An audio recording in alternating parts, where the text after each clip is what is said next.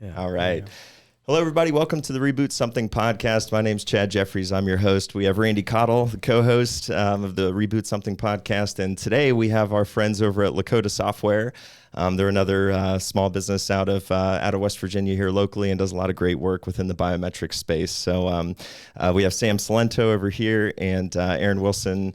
So guys, let's just go ahead and kick it off. If you want to tell us a little bit about yourself, and I didn't want to, spend too much time giving the summary, but. Right. Well, yeah, we can actually kick it off with Aaron since he's a co-founder of Lakota. Just tell everybody where you're from and how you got started. Yeah. So, I'm originally from outside of Petersburg, a little small town, Eastern Panhandle. I was born in North Carolina, but my dad was military, so he moved me all over God's creation. We've had a couple people in here like that. In there, for sure. Yeah, so I went to Fairmont State, undergrad, computer science, and then entered into the co-op program at NASA, and they paid my way through grad school at WVU, software engineering. And about 2006, I made a change. I left my cushy government job to go work for Lockheed Martin and got into the biometric space. And one of the things that I realized as soon as I got into it was, here this was touted as the biometric hub of the United States, and yet there was no biometric companies really in the area. All the software was provided from French-owned companies and, foreign companies, and all the work was being done out of really the Beltway companies. Right. And I thought I made a really good move, and then 11 months into it, Lockheed lost the contract, and I thought, oh, what did I do? And then I realized that, if you're good at what you do, Northrop Grumman, picked me and and Phil, the other co-founder of Lakota, up, and during that time we realized there were some gaps in technology as far as the biometrics goes, and Phil and I decided to spin off and founded Lakota in 2007 while still working for Northrop Grumman. We were moonlighting, and our first contract was the National Institute of Justice, doing some research on latent print examiners and how certain information would bias their decision. And part of that grant was we needed the ability to parse these EBTS records out, and we didn't have much money on the grant, so we said, hey, we'll build that piece ourselves instead of buying one of our competitors. A little bit of sweat equity. A lot of sweat equity. Yeah. And so that really was that's how our first product, used to be called NISParse, and now it's called Annie, how that got started. And then in 2011, I jumped from Northrop Grumman and went full-time Lakota on FBI's NGI, and the rest is kind of history. Oh, yeah. Nice. Yeah. So when did you guys start Lakota? 2007, November 2007. Yeah. Really didn't start full-time on the company until 2011. Right. Yeah, it's funny. That's exactly what we did. We started in 2010, but we didn't get our first contract. And poor Aaron, I harassed Aaron. Aaron's part of the reason why we actually got started at Trilogy. We started in 2010, but and I met Aaron actually at NASA whenever he was working there. Okay. I was curious. I did my internship and got in, and I met him, and then we played softball and stuff together. But like he said, we were at the High Tech Foundation doing Air Force. They had went to the FBI. So I didn't really see him until we went down the FBI in like 2009. And of course, Aaron was already doing great things down there with some of the products that he had developed. Nice. So, yeah. Sam, tell us a little about yourself. Yeah, sure. So I actually grew up about 10 minutes from here, from this office here in Cheat Lake on Canyon Road. So born and raised West Virginia native. Went to WVU, got a degree in industrial engineering.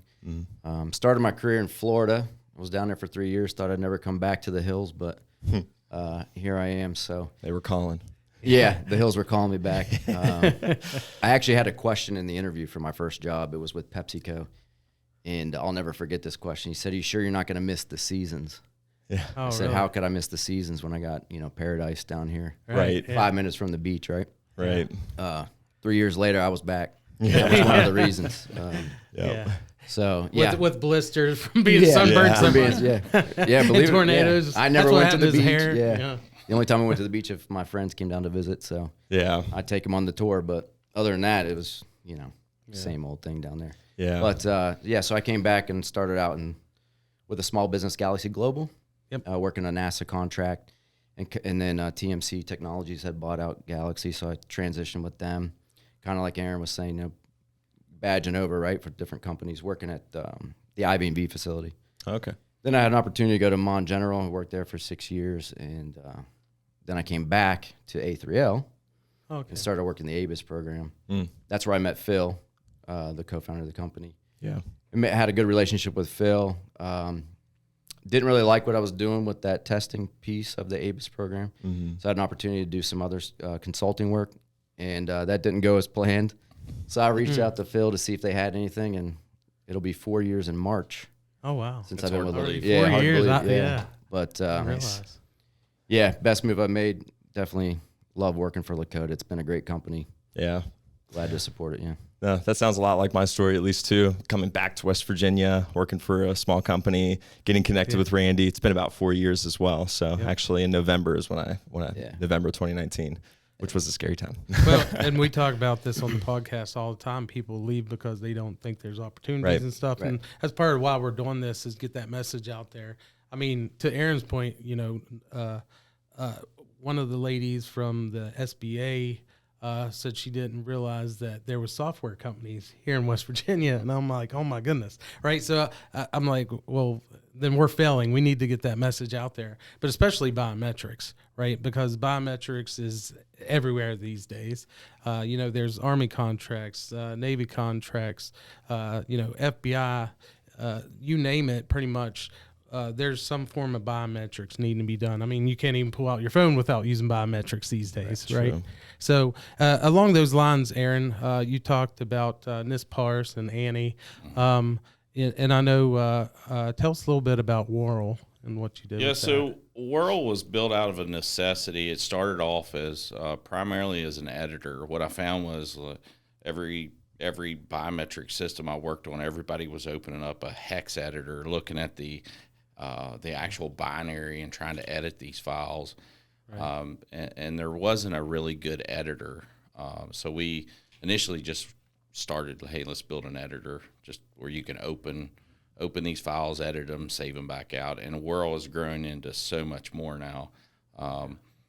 So that application, it's a cross-platform. It'll run, Mac, Windows, Linux, and nice. It has a pluggable interface. That's probably one of our largest, selling. Absolutely. Software. It's used. FBI use it. DHS, DOD, Naval Criminal Investigative Services. It's used across worldwide. Oh, yeah. And we actually just fielded a first version of Whirl for live scan at the Marion County Sheriff's Department. Nice. So we actually just got approved by the West Virginia State Police to submit. So we'll be the only other company besides Anemia in the state of West Virginia to submit live scan. Oh, wow, and that's awesome. So Whirl that's has, huge. Yeah. Right. Yeah. So Whirl's grown from a simple editor to a full-blown enrollment live scan system. And plus, it could do card scanning, card printing. So you started out with just something just to make your life a little bit easier, right? And now look at what it's done, though. That is absolutely and a lot of that comes from our mentality. Is we go to our customers and say, hey, we want to know what you want. What things do you want us to change? What things you want us to add? And we're very receptive to that. Right. Because chances are, if they want it, other people want it as well. Yeah. And we've seen that out in industry. Everybody has this software that they've purchased or whatever, and it's a round peg, square hole type of situation where they're like, well, it kind of does what we need it to. But even Steve Jobs said this, if you're not focused on what the customer's needs are, then you're wasting your money developing what you think they need, exactly. right? So, and I've always said that too, is don't build something and then try to find the buyer. You find the buyer first and understand their needs and then build around that. Yeah. And that's been a pretty successful model for us. Yeah. And like you said, just solving problems. I think a lot of entrepreneurs do that. What you said first was, if I do this, then people will buy it. Instead of just asking people, like, what are your problems? What are your needs? We do that with our solutioning all the time, because just because it's good for this scenario doesn't mean it's good for that scenario. And that's a good segue right into React. That's exactly how the React application came to be. We got certification for the Fujitsu, the FI 7600 document scanner, Appendix F certified by the FBI. That was really the first document scanner that was ever approved for scanning fingerprints from a fingerprint card. And the only, at the time when we started, the only company that had that certification on that scanner was IDEMIA. And it was a pretty painful process to get that certified. So us and IDEMIA are still, as far as I know, the only ones that have a full duplex certification on that scanner. That's amazing. A small business, and they're a very large corporation. Yeah, and IDEMIA doesn't want to sell you just the SDK or a package just to interface with that scanner. They want to sell you the whole kit, whole platform. And so we got that certification, and DoD came to us. They were getting transactions or cards from USACIL, and they wanted to process a large number of them. And they had a problem where they were given a spreadsheet, and they had to they would scan the card in and manually enter in all this information off the spreadsheet. Yeah. And so we produced React to allow them to produce barcodes, put it on the actual fingerprint card, scan it, and then decode the barcode with the information. Oh, wow. And build the EBTS file right from the card. It's all about the automation. Yeah. I mean, and that problem stretches across so many different other platforms as well. Right. I know a lot of people have been looking at barcode scanners or QR codes and stuff just to make their lives a lot easier. And that's part of what this digital transformation is. I mean, the way that these fingerprint cards and stuff used to be back in the day. And I know I've seen some of your demos, which is amazing. If anybody's ever went to the DMV or somewhere like that, you have to do it perfectly and roll your finger, and it misses all this stuff. So I've seen some of your technology, how it works, and it's amazing.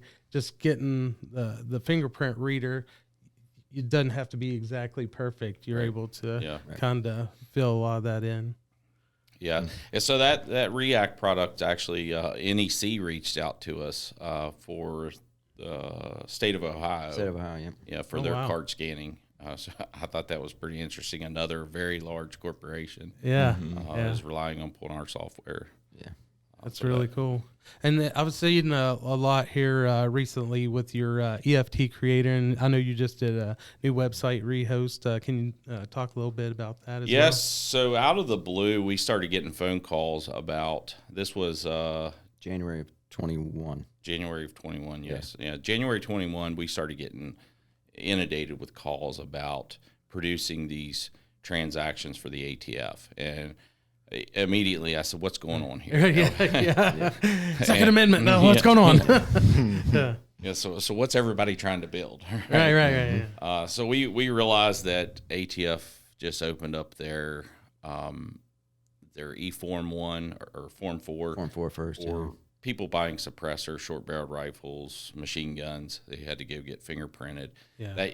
That used to be a paper process and mailing in paper fingerprint cards, and they changed it to an electronic application where you can upload your fingerprints. Well, a lot of these gun dealers and stuff had no clue what an EFT file was or EBTS or any of the standards. So they started researching, and on Google they found us. Wow. So immediately I started working on building software as a service where a gun dealer can buy just a scanner, download some software, install the drivers, and then be able to create these files from a web application. And then in April of 21, Yeah. we turned that system on. So it was a very short turnaround, like 3 months of development. Wow. That's, yeah. Yeah.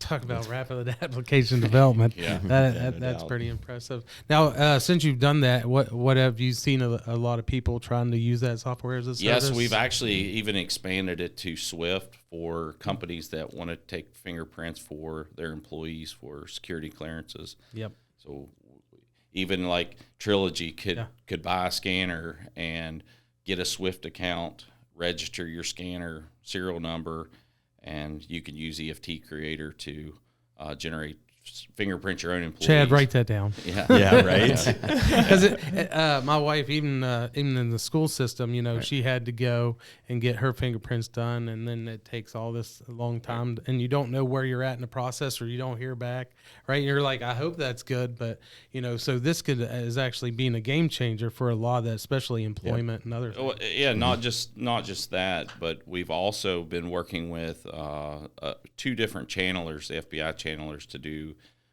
like the DOC transactions for background investigations. Oh, nice. So we're working that avenue as well. Oh, very cool. Talking about biometrics in West Virginia and what you guys have done, what are some of the challenges that you've faced either as a small business or like what are some of the challenges you faced to get to the point where you're at? Well, there's been a lot of challenges. Recently or? Yeah.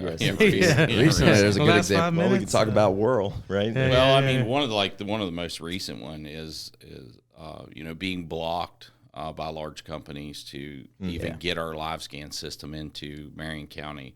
It's been going on 3 years. Oh, wow. Yes, so we're completely compatible and can be supported by FBI systems, but the state of West Virginia, because of their contractor, has blocked a lot of our transactions and thrown a lot of red tape in the way. A lot of hurdles. Make us jump over to get compliant. Yeah. Right. So that's been a challenge, but I mean, we kind of strong-armed them with some West Virginia. You're like, I know people too. Yeah, we had to use some big guns, but which I hate doing that, but I mean, sometimes it's and I think some good will come out of it because I'd like to lobby, to pass some legislation in the state of West Virginia to where there's a certification process and it's free and open, where one company, a French-owned company, is not dominating and causing sheriff's departments, $50,000 for a live scan system. That's absurd. Right. And I know they're doing a lot of earmarked money, and we've actually been trying to do this with the Pinkerton Foundation, especially whenever you're talking about schools. Schools is the biggest area, and we've been going to meeting with some of the counties near us here, just trying to get money in to do better biometrics and that kind of stuff, because you see stuff in the news pretty much every day, right? And everybody wants to make sure that their kids are well protected and those kind of things. So, but as far as like finding software developers and stuff, have you been pretty successful, especially around in this area? I mean, for the most part, I mean, we've been pretty picky about who we take, and we've turned down a lot of growth over the years because I'm absolutely refuse to put an 8-pound waterhead in just to get 7% on the hourly rate. I'm just not going to do it. I've worked, when Phil and I worked at Northrop Grumman and Lockheed Martin and those large corporations, it seemed like always 20% of the people were doing 80-90% of the work. Right. And we said we're only going to hire those 20% people. Yeah. We can't afford, as a small business, we can't afford, a few bad apples to set a bad name for us. Right. Totally. We definitely understand that 100%. Which is why they brought me in. It's been challenging to find the right caliber people. Yeah. And especially people that have a negative stereotype toward West Virginia don't even want to give it a chance to come here. Have you looked into other states? I believe you might have talked to a company down in Florida, a bigger company, Disney, or someone like that. So have you found that more in the commercial space? Have you had any success, or has it just been primarily government? I mean, we have had some success in the commercial space. We were initially we were working with Clear, the one that does the TSA pre-check. Yeah. They were using some of our software early on, and they ended up switching gears and developing some of their own stuff. So they moved away from us, but we went in there and helped them consulting wise. Yeah. We've done some other. Yeah. With the EFT Creator platform, I would say that's more of a commercial product. We have 350 plus gun dealers, active FFLs that active on the site. Not all of them use it every month. Some are a lot more, I guess, busy. Right, they have a lot more clientele that comes to the doors. Some are home-based FFLs, but so that's a nationwide thing, and we're opening it up to the DOCE, the DOCE request. So channelers, notaries, other people that take fingerprints. Oh yeah. There's some healthcare companies that we've been able to get on the platform who just need to background check their employees. Right. And still produce a fingerprint card, believe it or not. So the platform allows for that as well. Yeah. It still amazes me people want to print out fingerprint cards this day and age. Yeah. We creating software for the oil and gas industry for all these maps and stuff, and they still just want to print them out to have them. And it's like, okay, well, I get it, but I can't say too much because Brandon's the same way. It doesn't matter what document he gets, he always prints it out and writes it all over it and marks it all up. Don't print the internet. Yeah, exactly. We just bought him Windex and some dry erase markers for his screen. Nice. Exactly. So what are some opportunities that you see for the the things that you guys do? Whirl, React, like what are some opportunities that you could see within the industry where you could really help? I don't know. That's a good one, Sam. You want to yeah, I mean, first. So like Aaron mentioned with the getting certified to do criminal 10 print submissions in the state of West Virginia, Marion County being our first one, right? There's a lot of other sheriffs within our state, believe it or not, that are snail mailing ink fingerprint cards to Charleston. Yeah, right. Oh, yeah. So that's certainly an avenue that we see we can take and kind of bring more people into this century, right? Into the digital age, right? Yeah. And then if you start looking out at the other states, they all have their own certification process. And like Aaron was saying, West Virginia doesn't have a good process, but they should. But the states that do, like Michigan, Ohio, Florida, we could get through those certifications, as we free up the resources to do that. Right. And then, that live scan application can really take off into. Have you started identifying a lot of other states that might have this a little bit easier path, if you will? Because, again, like you said, your software is cutting edge, and there's only one other company that's really being able to do that, especially here in our state. Yeah. But I wasn't sure if there was other targets that you see. Ohio for sure. If you look at the surrounding states, Ohio, Virginia was a little tougher. Pennsylvania was a lot. They have a statewide contract that's already in place with one vendor. Yeah. So they're more similar to West Virginia. Yeah, and plus we've also built our own biometric identification system, our transaction manager. Yeah. We've interfaced with the IDEMIA, NEC, Innovatrix, Rank 1 for face, finger, iris, palm recognition. We basically have the capability to deploy a full-blown ABIS system from the live scan to the back-end systems, and we're actually building a lot of the web-based examination services to do fingerprint comparisons, marking up latents, doing facial iris reviews. So our goal is to not only take over live scans for the states, we want to start going after the entire state ABIS systems. And what we would like to do is we would like to provide a cloud-based ABIS system where states have the opportunity to monetize their system, kind of like the FBI does with civil transactions, where if you want to search another state from state to state, business to business type, they can basically earn revenue from that if using our system. Right. Well, and yours seems to be, at least compared to some other companies, more cost efficient, right?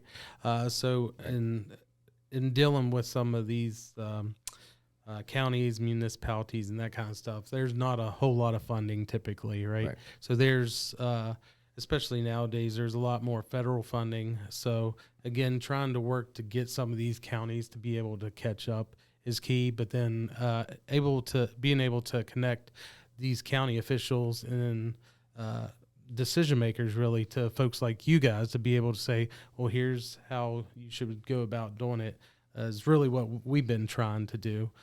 Because at the end of the day, we are trying to help everybody move forward in the right direction. Right. And I think that's what this software is definitely doing. Right, right.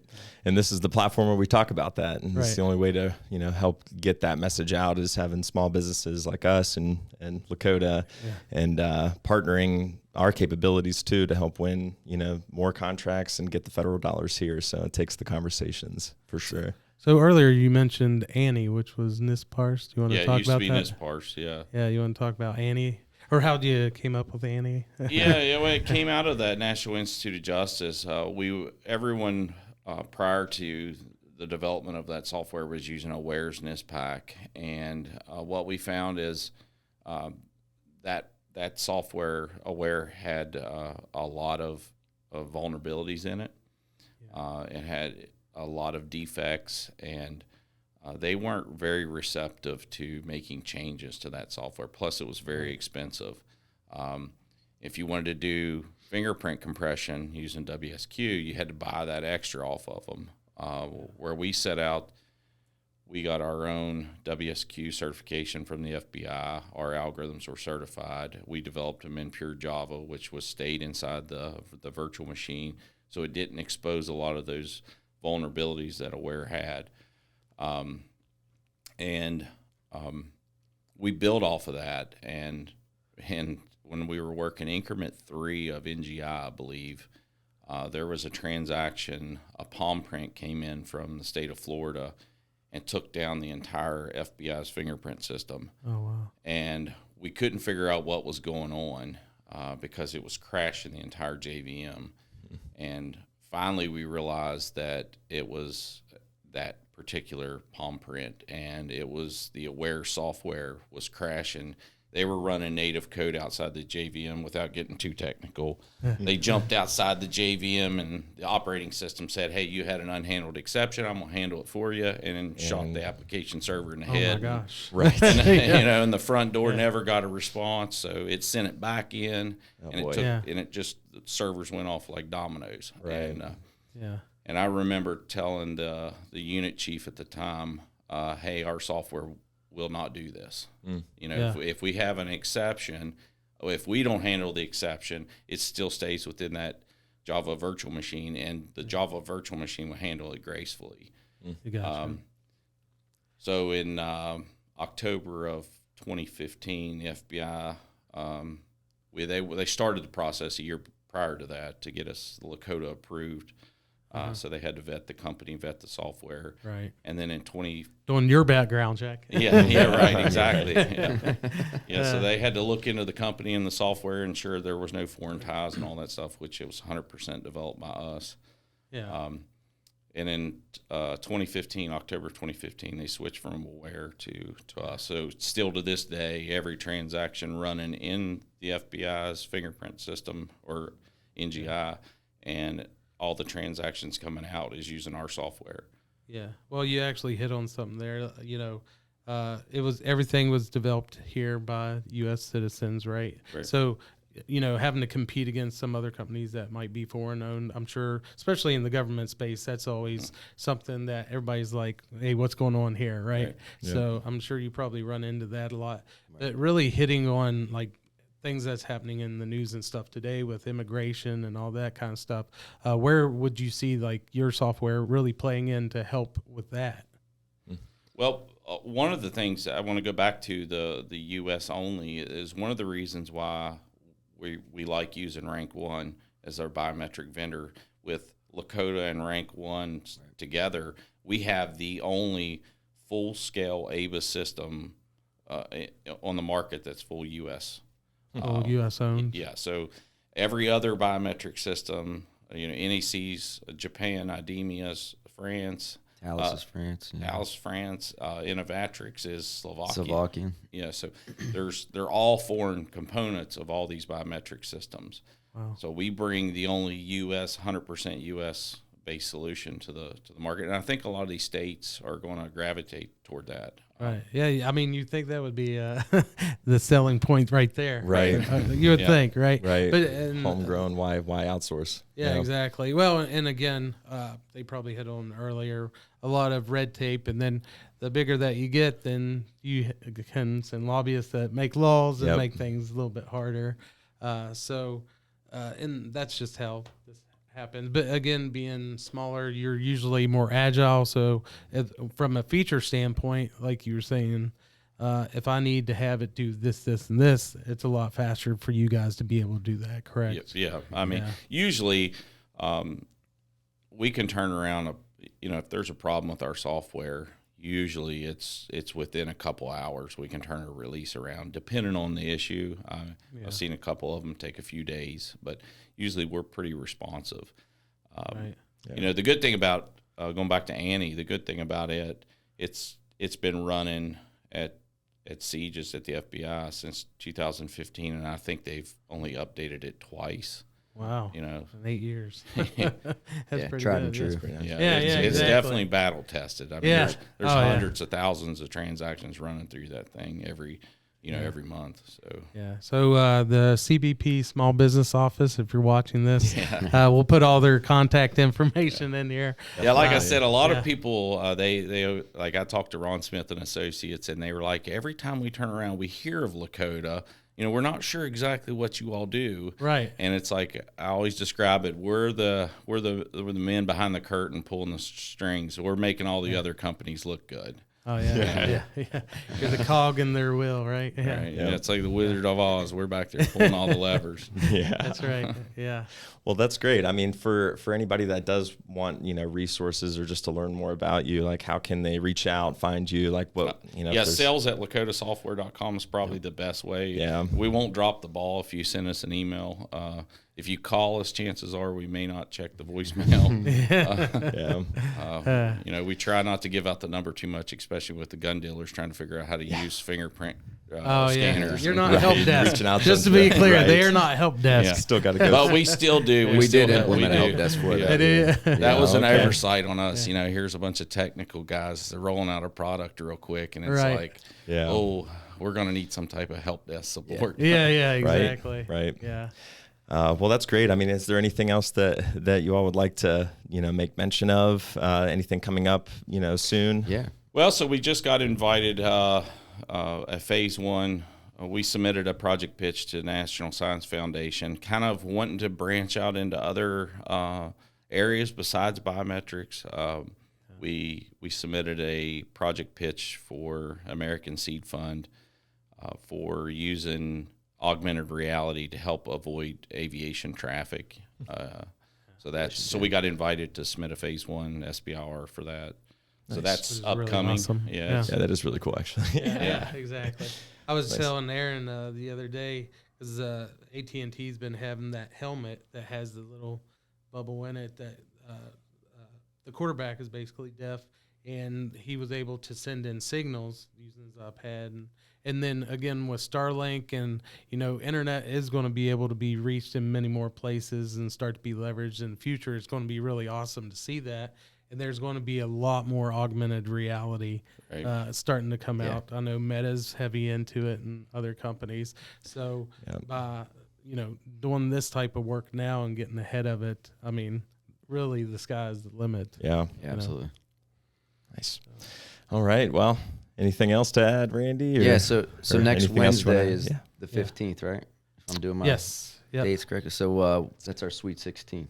Yep. Sweet nice. 16. So we were talking about, how Lakota got started. Yeah. So 16 years next Wednesday. Yep. Oh, that's awesome. So feel free to throw us a party. Yeah, exactly. Right? Yeah. Awesome. Yeah.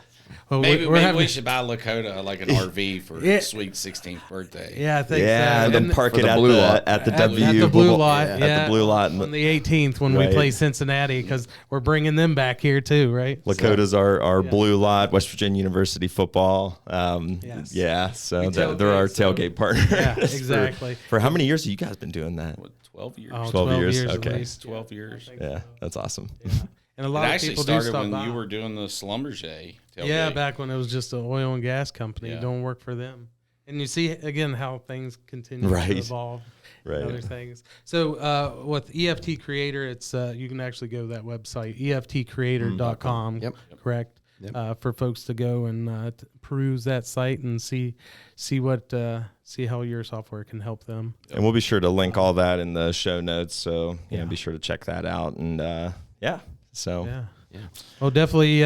Thanks so much for stopping having by, us. guys. Yeah, we'll have to do it again. Sharon. It's Absolutely. good to have you. We'll keep this a continuous series and such. So we definitely plan on doing that as we record more. So we might even try to start having demos and stuff to show how things actually operate. Again, see it live in action. I know I've been at some of the trade shows with these guys, and they always have it up on the screens and stuff there. But and you usually see a lot of people gathered around over there because they're like, "Oh, this is really cool stuff." Right? So, physical product we can mess with. Yeah. So maybe have to have you guys on to actually go over some of these products. That'd be great next time. Yeah. So. Awesome. Excellent. Good deal. Great. Well, thank you guys for joining us, and thank you for listening today. And we look forward to the next conversation. So thanks for having us. Thanks. All right. Awesome. Appreciate it. Bye, everyone.